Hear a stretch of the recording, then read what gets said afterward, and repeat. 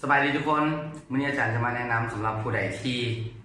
เรียนเริ่มต้นเด็กเรียนเริ่มต้นจะเรียนเริ่มอย่างก่อน อาจารย์เคยไปสอบถามหลายคนที่เป็นต่างประเทศเขาจะแนะนำมาให้เรียนนั่นเรียนนี่แต่ส่วนหลายเขาเจ้าแนะนำให้เรียนตัวนี้ ตัวใดตัวที่เฮามักเว้าที่สุดบ่แม่นแต่เฮาเนาะทุกคนจะต้องเว้าว่าค่อยเริ่มต้นค่อยเจ้าลาวเพิ่นพวกเฮาซึ่งว่าอาจารย์กลับมาพิจารณาแล้วรู้สึกว่าก็แม่นความเพิ่นเพราะว่าอันนี้นี่ทุกคนนี่ค่อนข้างจื้อไว้แต่ตัวนี้นี่เรียนเป็นปีก็ยังลืมก็มีเฮาจะหลงhim her เขาจะหลง them กับ they them กับ us ว่ามันไม่อย่างซึ่งพยายามเล่าให้ได้ I ตัวนี้แหละสำหรับผู้ใดเรียนใหม่จะได้เปรียบกว่าผู้เรียนเก่าเพราะว่าเขาจะฝึกเสียงให้คืออาจารย์ได้ตัวนี้ you บ่ได้ออกว่า you มันออกว่า you มันเป็น you I you แล้วตามด้วย we were เพิ่งป้าอาจารย์ให้ตามด้วย we ตัวนี้ค่อนข้างยากคาบลิ้นแต่ให้ได้เริ่มต้นออกเสียงว่า they แต่ฝึกไปเรื่อยๆต้องออกเสียงว่า they แล้วเฮ็ดแบบแซมๆ they ต่อไปแน่นอนต้องโมเมนต์ day ด้วยนะครับเพราะ day เพราะ day แปลว่ามือ they แปลว่าพวกเขา he ลาวผู้ชาย she โมเมนต์ see เพราะว่า see มันจะเป็น see แปลว่าพบเห็นหรือว่าเบิ่งหรือว่าแนม it แปลว่ามันผ่านไปแล้ว I จะกลายเป็น me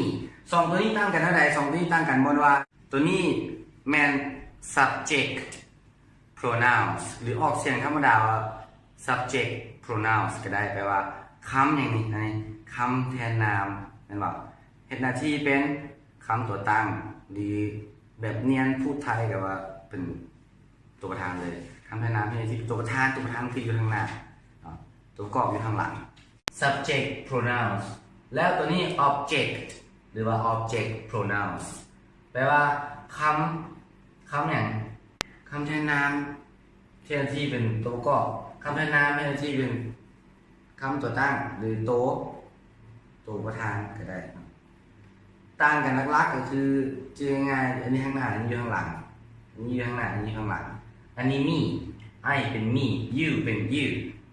เราจะลึงสองตัวนี้ตลอดแต่เราจะบ่ค่อยลึงมาตัวนี้ we เป็น us ที่ไหนได้ they กลายเป็น them เริ่มต้นใหม่ให้ออกเสียงว่า them แล้วฝึกไปให้ได้เป็น them แต่ว่าแบบธรรมชาติ them he กลายเป็น him เจดีหลายคนจะหลงตัวนี้แหละ she เป็น her it ก็เป็น it คือเก่าแล้วอาจารย์จะยกตัวอย่างให้คือชอบคำกรรมะหรือว่าคำที่กล่าวถึงการกระทำออกมาคือคำว่ารู้จักคือเอาคำว่า know เข้ามาใส่ know you know me ตัวนี้แม่นหลายคนรู้อยู่แหละ you know me แต่นักเรียนส่วนหลายคณะเรียนใหม่อาจารย์ถามว่า you know me แปลว่าเจ้ารู้จักค่อยแต่คันค่อยรู้จักลาวผู้ชายเด้ข้าเจ้าจะเกี่ยวมาเป็น you know him ซึ่งมันผิดคือบอกไปในต้นวิดีโอว่าตัวนี้จะอยู่ข้างหน้าและตัวนี้จะอยู่ข้างหลังฉะนั้นจื่อไปเลยว่า you know him ให้กันที่จื่อเราซะก่อนเราจนมือลืมไปแหละ I me you we us they them ใช่ไหมรับตาแล้วก็เราขั้นเขียนเสร็จปึ้มกับเอาตัวนี้เราได้แล้วอัดฟังนี้ไว้แล้วว่าไอ้กลายเป็นยังไอ้กลายเป็นมี